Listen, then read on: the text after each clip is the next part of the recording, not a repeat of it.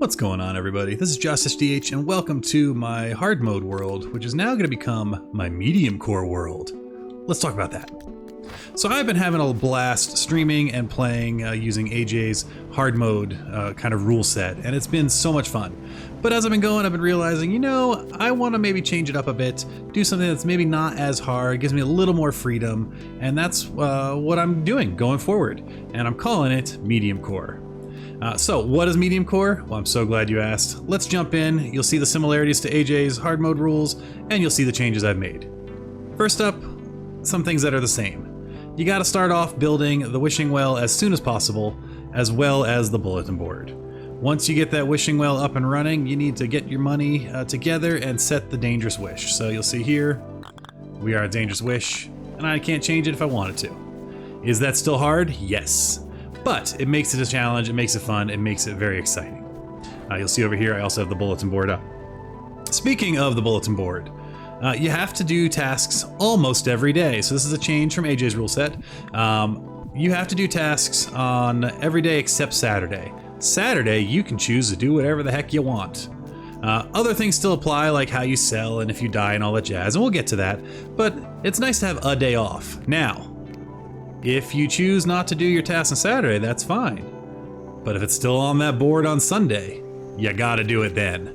So it just might make your Sunday a little busier. So that's one of the big changes, is you can go ahead and you can skip Saturday and do other things. And the reason I really came up with that is I want the ability to designate a mining day or a decorating day. And sometimes the villagers and the boards eat up a good chunk of a Dinkum day, and I want the freedom to have at least one day a week to kind of do my own thing. The other thing to know is trapping requests. I don't think we have any right now. We do not. Trapping requests, you only have to do one of the days they're active. Ideally the first day, but you don't have to go and do the trapping multiple days in a row if you don't choose to. So, things that are similar to AJ's, bugs and fish, all of them, all new ones must be donated. There will be a caveat with that in a moment though. Villagers, if you talk to them, if you interact with them, you have to do their daily task. If you don't talk to them the whole day though, you're off the hook. Now, this is also something that I kind of made a change, is this is going to be resident villagers. So once they move in, you have to do their task. So I can come in here, ignore John, and be fine. But if I buy anything from him, then I also have to get his daily task and get that done if possible. The if possible applies across the board. If it's, if a task is like, hey, take a picture of XYZ, and you don't have access to the camera yet, there's no harm, no foul. You don't have access to the camera. Just kind of ignore it and move on. So again, if we talk to villagers, we have to do their task. And again, that could be selling, donating, a board task, turning in a board task, any of those reasons we talk to them, accidentally bumping into them and saying, let's chat, then you have to do it. If they ask for a bug or a fish, and it's not yet in your pedia because you've not turned it into the museum yet, you can give them the first one. You don't have to go and try to catch two that night. It's great if you do, but that way you're not chasing things down. And this came really from the other day I was doing a stream and spent about an hour trying to catch a second lionfish in the middle of the night. And I was going nuts. The stream, they're being very supportive. But sometimes when you're running around and it's late, in the game, it's late mode, and you spend a literal hour trying to find that second lionfish, sometimes you just want to move on. So now you can. Also, checking the wiki to see what day fish and bugs are available, just so you know you're not searching for things that you can't catch that day. Totally fine. This is medium core. This isn't hardcore. Do what you want. So, similarities though, if you pass out, you do only have 5 lives. So passing out, dying, being revived, you lose one of your 5 lives. Bum, bum, bum. What happens after you lose all 5? Well, you just leave medium core, and then it's just a regular save. We're not going to make you delete it. This isn't hardcore. That's for the folks who are doing the hardcore challenge. If you love the world, you put a ton of time in, you've had a blast, you don't have to risk it. Now, it does mean though you should end the medium core challenge. Once you lose all your lives, you're kind of done with the challenge, and it's just a regular fun game. Enjoy it, have fun, or start a new map if you want to go medium or hard mode. The other thing is we do have the ability for you to gain lives back. So the idea here is that anytime you eat a snag, it's basically once a year, you have the chance to gain a life back. 5 is still the max though. So if you're like me right now, I haven't lost any lives on this map, and if I make it to get to my snag at the end of the year, I don't get to go up to 6 lives. 5 is still the max. I think that makes a lot of sense. All the selling rules, for the most part, are still the same as the hard mode. So, you know, fish and bugs can only go to Max and Julia. The cooking table food can only be sold to Sheila, excluding drinks. The carryables can be sold to John. One change I've made here is unstackable items that aren't specifically covered elsewhere can also be sold to John. So, for example, all these old tools, not this box, this one. If I want to sell these to John, I can now, because I can't stack them. So I'm not going to be able to sell them later on to Jimmy. The other, discs still are the only thing that can go to Franklin.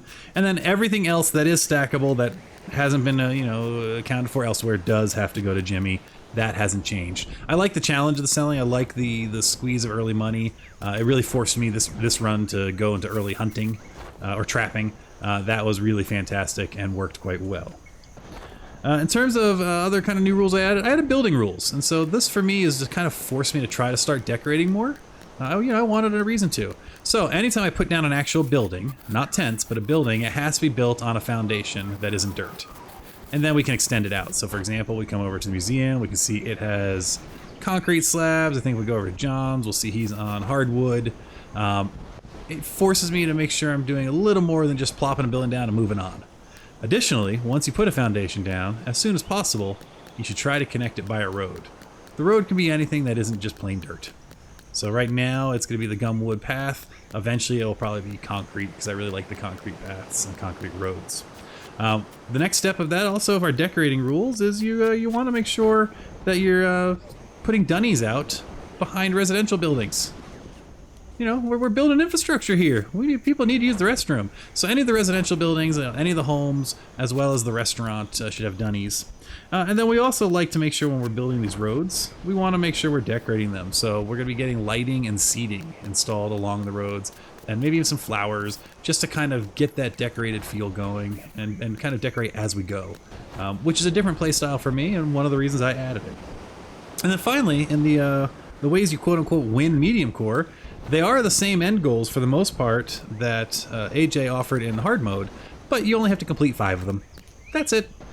So those are things like fully upgrade your house, own a helicopter, have 5 million or more in the bank, have the improved tools as well as the Harvac, no debt in your town, fully automate crafting and farm, all the stuff. I think there was complete the Museumpedia, and then licenses. Get all the licenses.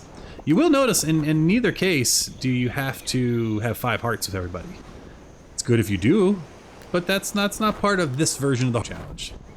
Anyway, I am excited to move on with my island and keep doing this. We've been streaming it and making videos, so if you haven't seen them, please check them out on the channel. And let me know what you think. Are there other rules you would add? Again, hard mode is amazing and is a fantastic starting point. I wanted something a little bit different. Gave me a little more freedom while still having the spirit of a challenge. Thanks so much for your thoughts. As always, thanks so much for watching, and we'll catch you on the flip side. Bye!